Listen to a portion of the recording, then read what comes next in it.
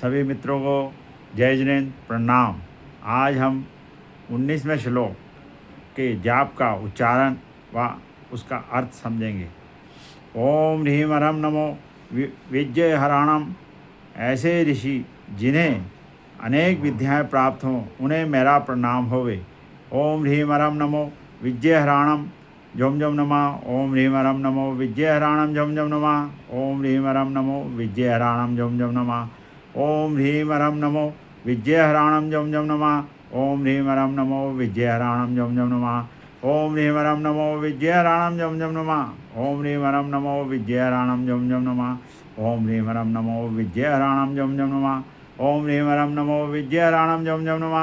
ओम ह्रीं हरम नमो विद्येहराणम झुम झुम नमः।